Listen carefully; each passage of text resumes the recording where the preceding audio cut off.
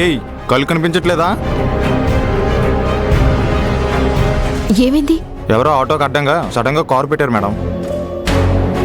ఈ మధ్య కొంతమంది జనాలు బుద్ధి జ్ఞానం లేకుండా డ్రైవింగ్లు చేస్తున్నారు.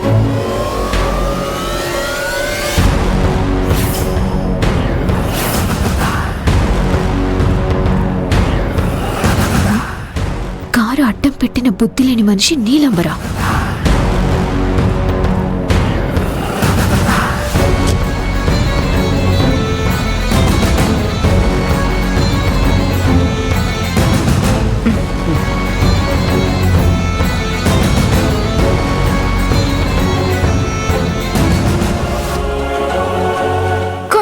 ఆటో దిగుతావా? నీతో పర్సనల్ గా మాట్లాడాలి. నీతో పర్సనల్ గా మాట్లాడేంత చనువు, ఇష్టము, టైము ఈ మూడు నాకు లేవు.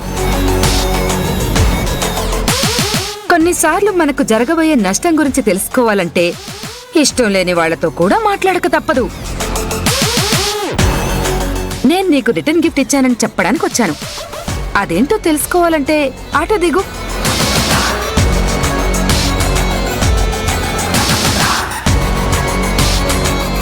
That's good. నువ్వు వెళ్ళు బాబు. నీ ఆటోకి కార్ అడ్డు పెట్టినందుకు సారీ. అలాగే మేడం. వెళ్ళు. అన్నా,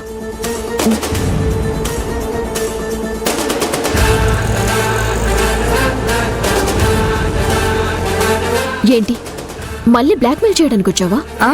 ఏ కాదు జ్యోతి, నీకు మైండ్ బ్లాంక్ అయ్యే విషయం చెప్దామని వచ్చాను. ఇదిగో చెప్తాను, శ్రద్ధగా వింటావుగా? ఇదిగో, ఎందుకైనా మంచిది గుండెని రాయి చేసుకో. ఎందుకంటే నేను చెప్పే విషయాన్ని నువ్వు కలలో కూడా ఎక్స్పెక్ట్ చేయలేవు. పొరపాటున కూడా ఆ దిశగా ఆలోచించలేవు. ఇప్పుడు ఒక్కసారిగా వినేగానే నీకు హార్ట్ అటాక్ కూడా రావచ్చేమో. నేను నీలాంటి వాళ్ళని ఎంతో మందిని చూశాను. వాటిని దాటుకుంటే ఇంత దాకా వచ్చాను. ఇప్పుడు నువ్వు చెప్పే విషయం ఎలాంటిదైనా సరే నా బయట కొంగు కూడా కదలదు. ఇదిగో ఇదిగో ఇదిగో, ఇదే ఈ అతే తగ్గించుకోమనేది.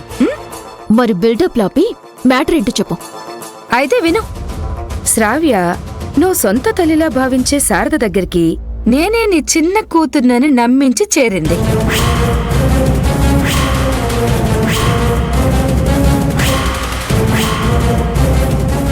ఏంటి షాక్ అయ్యావా?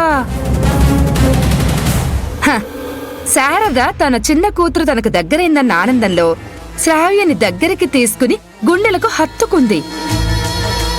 ఆ ఆనంద పారవస్యంలో ఎక్కడలేని గారాబం చేసేస్తుంది. ఇదంతా నేనెందుకు చేస్తున్నానో ప్రస్తుతానికి సస్పెన్స్.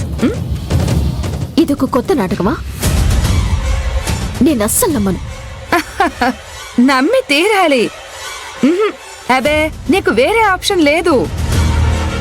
అదే నిజమైతే శారదమ్మ ఈ పాటికి నాకు నిజం చెప్పేది. ఇందాక గుడి దగ్గర కలిసినప్పుడు కూడా నాతో మాట అనలేదు. ఎప్పటికీ అనదు కూడా.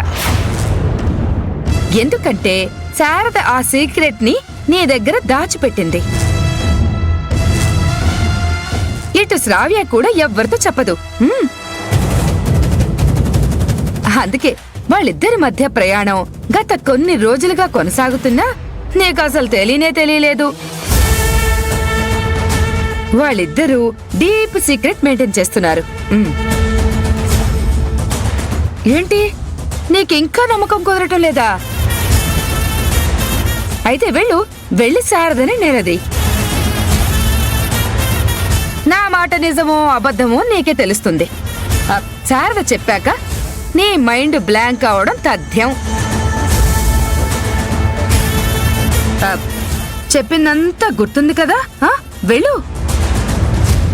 నేను కూడా వెళ్ళొస్తానే. బాయ్.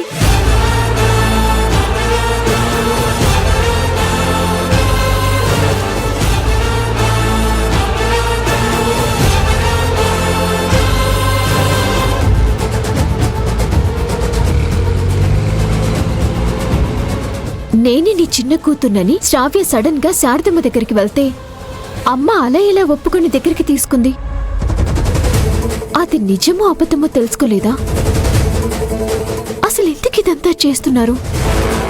అసలు నీలాంబరి చెప్పింది నిజమా, లేకపోతే నాతో ఆడుకోవాలని అలా చెప్పిందా? ఒకసారి వెళ్ళి అమ్మని కనుక్కోవటం మంచిది.